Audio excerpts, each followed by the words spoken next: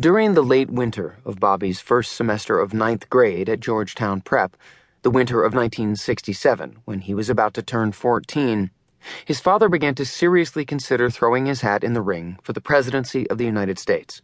The election was just a year away. It was little more than 4 years since his brother John had been assassinated, and the New York senator's close advisors, such as Ted Sorensen and Arthur Schlesinger Jr., were fearful it could happen again. RFK was being warned to stay out of the race, and leading that refrain was his even more fearful brother Ted, who had lost one brother to bullets and didn't want to lose another. As Bobby's close cousin, Christopher Kennedy Lawford, then 13, a year younger than Bobby, observed years later, RFK's decision to run invoked a level of fear in the family, especially in my mother, Patricia Kennedy, who was closest to him in age and experience. I could feel it and see it in her face. Whenever the campaign came up, she would get this tightness around her, like she was trying to ward something off. On the other side, though, was Ethel Kennedy, then the mother of 10. Ethel was convinced RFK could win, and was cheerleading the push for him to announce. Without any question, RFK's political advisor Fred Dutton told the Chicago Tribune Ethel was a major factor. Her brother Jim Skakel, a staunch Republican who, like the rest of the Skakels, disliked the Kennedys intensely, agreed, observing years later, "The crowds, the press, the hyperstate. It was as bad as cocaine. Ethel liked the fast lane. You could not debate with her. There was no two-way street." Two historic events happened on Saturday, March 16, 1968.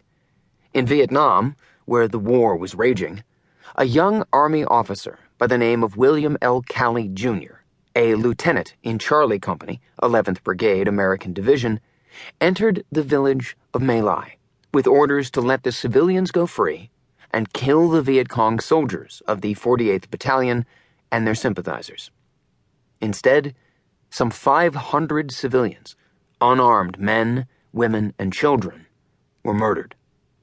The My Lai massacre, as it came to be known, would be exposed by the journalist Seymour Hersh. But on that same Saturday, when RFK announced for the presidency, he and the rest of the world were still unaware of the slaughter. The war, however, was a major factor in his decision to run. Also unknown to the rest of the world was a secret Ethel and RFK were closely guarding.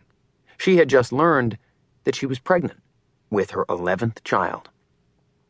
For dramatic effect, RFK had chosen to announce his great plan, which was televised nationally, from the same podium in the U.S. Capitol where his brother had announced his own candidacy.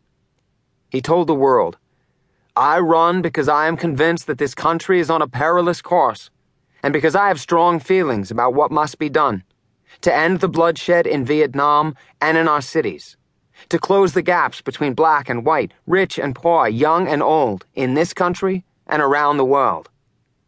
He was, he declared, in it to win. His campaign would last 85 days.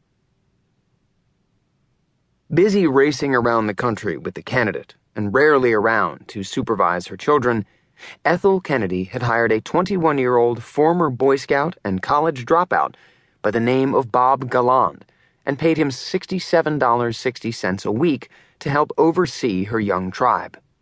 It was an impossible task. He found them to be spoiled, arrogant, undisciplined know-it-alls.